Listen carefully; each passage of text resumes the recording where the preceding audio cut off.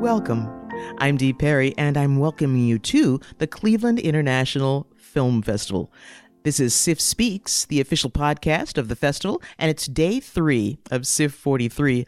I'm here with my producer, Aaron Spears. Hey, Aaron. Hello, Dee, and hello, film fans. The energy is all around us, Aaron, and as I look at this year's festival, I occasionally go back to others that I've attended and things that I got a chance to do, including being a judge for the Shorts program several years ago. I'd been attending for a few years as a patron and also talking about it on IdeaStream.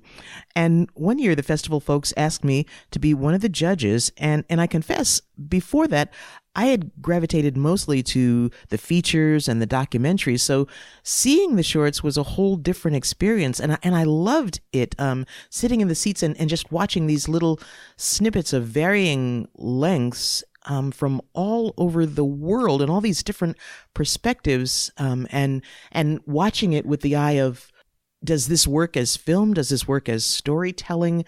Was just a great way to get deeply immersed in the filmmaking process. So I always keep that with me in the back of my mind now when I'm seeing films today. Is that, had you had much experience with seeing short films before that?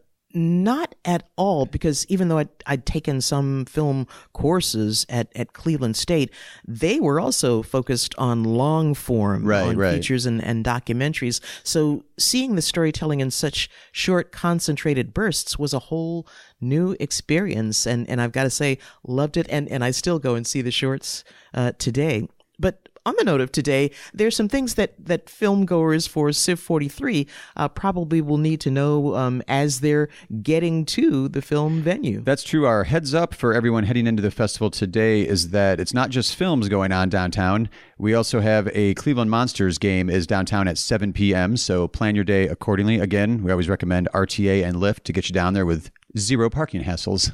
Thanks for that, Aaron.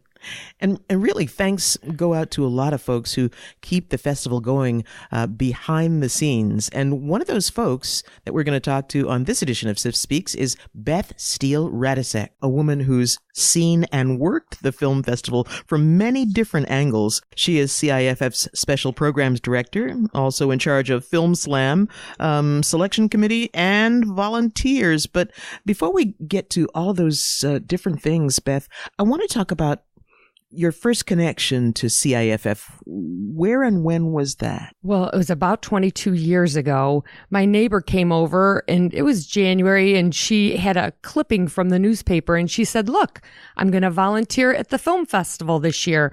And I was like, "Oh my God, I want to volunteer with you at the film festival."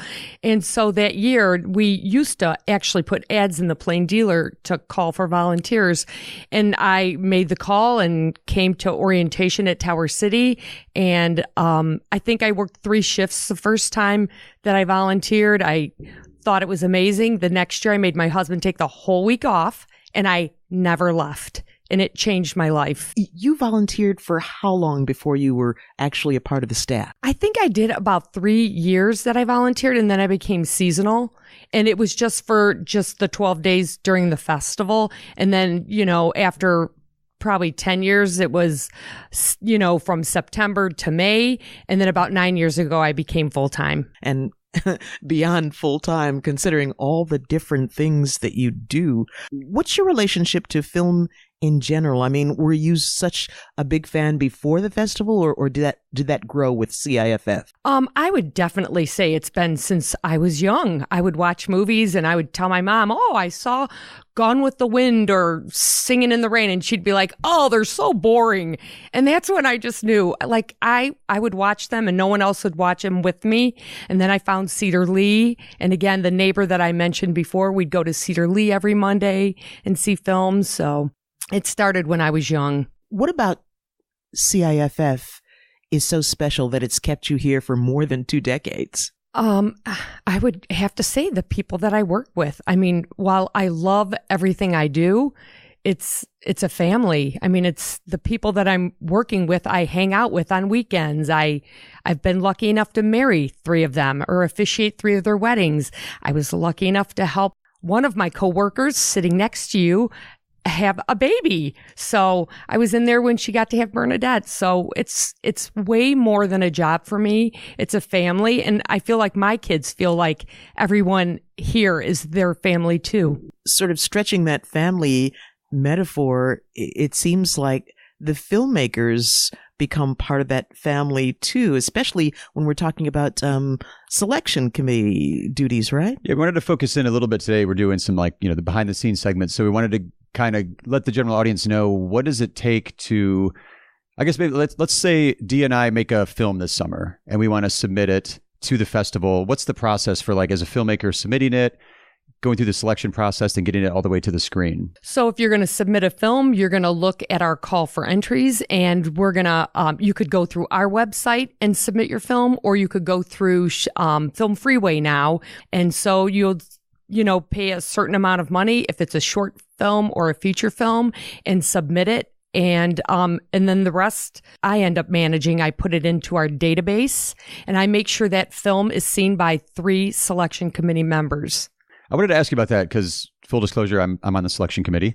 Yeah. And I was wondering, so if I see a movie and I'm like, oh, this one isn't very good, that doesn't necessarily seem fair to the filmmaker to say oh, that one person was the gatekeeper. So it's really good to hear that there's more than just one set of eyes watching any given movie to get different reactions to it. Because a movie that you might love, I'd be like, oh, right. God, really? Right. That's why we have 3 people watch it. We get 3 different great comments, and then it moves on from the grades it gets. So not from the comments, but from the grades. So if it gets an A and a C and a D, it's going to move on because it got an A from some committee member. And what does that move on to then? Is it somebody, full-time staff? Do you guys also screen it, or how do you guys determine then, make the final decision, I guess, that it's part of the film festival that year? So if it's a short film, it moves on to the shorts programming committee, which is 5 people. Okay.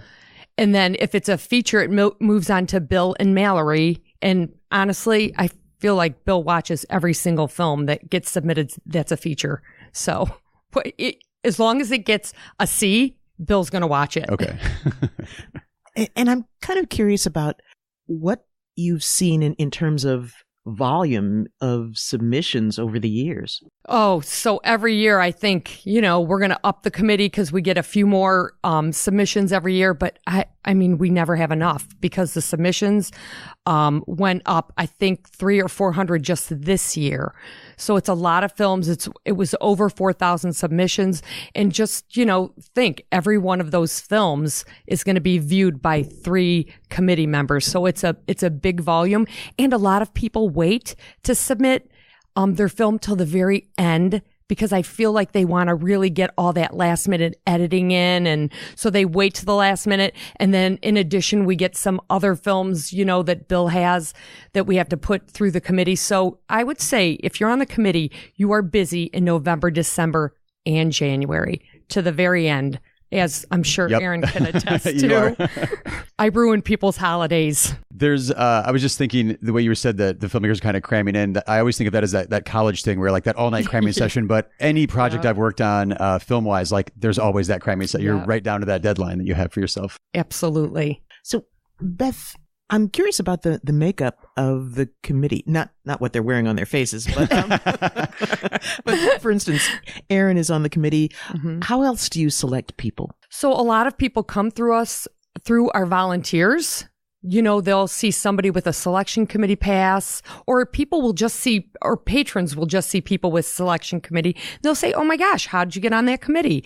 And so it's really we're so lucky. Our committee's made up of all film festival patrons, from people that come to the festival and spend an entire day to just some people that are just interested in coming a few times a week. It's a regular community of people that watch the films. They're not, film scholars at all.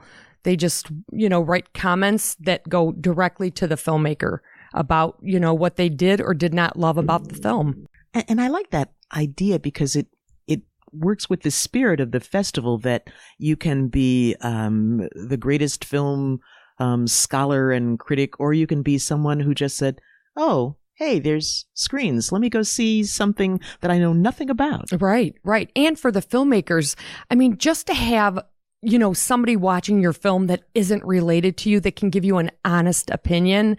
I just feel like that's the best part of what we do. When you submit a film to our festival and pay, that's what you're getting, which most festivals don't do. Beth, thank you so much for giving us that behind-the-scenes look at the Cleveland International Film Festival. Oh, you're welcome. Thanks for having me. And thanks so much to Beth Steele-Radisek, who is Special Programs Director for the Cleveland International Film Festival. We'll be checking in a little bit later during the festival with Beth about Film Slam.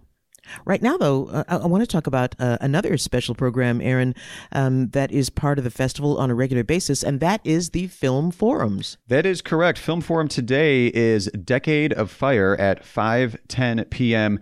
This is a documentary about something I didn't know too much about at all. In the 1970s, specifically in the South Bronx, there was 80% of it was destroyed by housing fires, and this was a largely African-American, Irish, Italian, Hispanic, Jewish, and Puerto Rican family area. And the topic of discussion at the Film Forum today is how do we repair the damage of structural racism? And the panel of experts that'll be there, kind of deal with some of the issues that are going to come up during the screening of that film. Yeah, that should be fascinating to watch and to listen to and to participate in. And if you are someone who's going to be participating in the Cleveland International Film Festival by coming, we want to let you know that RTA and Lyft are the easiest ways to arrive in style at CIF 43. All RTA trains and many bus lines provide direct service to Tower City Center, and our official rideshare, Lyft, offers discounts for CIF customers. Visit clevelandfilm.org to find out more. And really, to keep up with everything CIF, visit clevelandfilm.org, follow CIF on social media, or use the CIF app. I'm Dee Perry. I'm Aaron Spears. And thanks for listening to CIF Speaks.